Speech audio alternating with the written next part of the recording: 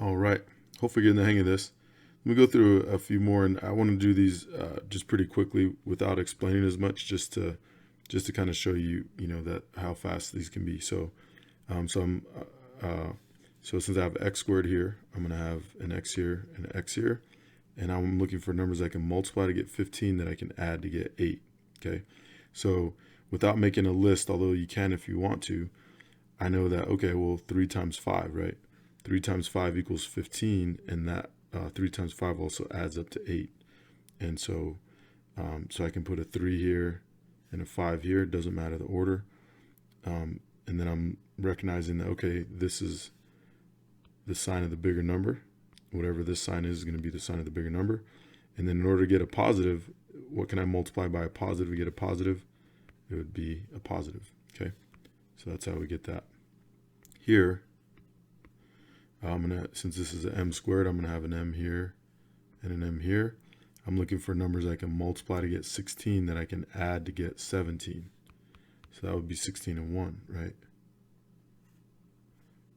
Okay, this is the sign of the bigger number.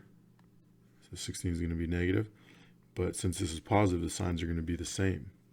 And so this will also be negative. Okay, so that's how we do it. And remember, you can always check your work.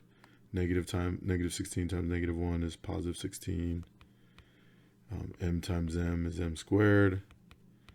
And then we multiply m times negative 1 to get negative 1m, and negative 16 times m, which is negative 16m. If we added those together, we get negative 17m. Okay, number 22. So m here, m here. We want numbers we can multiply to get 16 that we can add to get 6. Or excuse me, let me do that again. Numbers we can multiply to get 16 that we can subtract to get 6. It's a big difference, right? No pun intended, difference. And so numbers we can multiply to get 16 that we can subtract to get 6. Oh yeah, 2 and 8, right? So 8 times 2 is 16. 8 minus 2 is 6. This is the sign of the bigger number, so that means that 8 is going to be positive. This tells us the signs are different, right? Like, what would we multiply by a positive 8 to get negative 16? That would be negative 2. So there it is. All right, and then number 24. Now this one's a little different because it's rearranged, right? So that's one of the nice things about putting things in standard form. And I don't usually take off on assignments or tests if you don't put things in standard form. But sometimes it's just helpful to have it in standard form, right? Because we talked about these rules, numbers we can multiply to get this, that we can add or subtract to get this. Those rules only work if you have it in standard form, okay?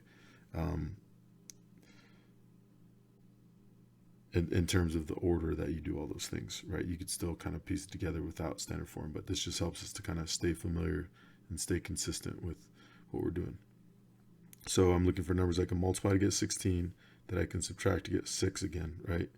So it's actually the same problem as this last one here, except for this is negative instead of positive.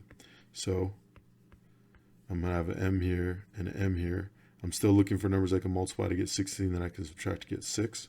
So that's still 2 and 8. But this time, our bigger number is negative. Or excuse me, or this sign is negative, which is going to be the sign of our bigger number, okay? So that's going to be negative. The signs are different, so the 2 is going to have to be positive this time. And that's our answer. So sometimes you have to move terms around in your polynomial to get them to line up with this format, ax squared plus bx plus c, right? So we usually want the x squared term in the front, the constant at the end, and then the middle term is going to be the x to the first power.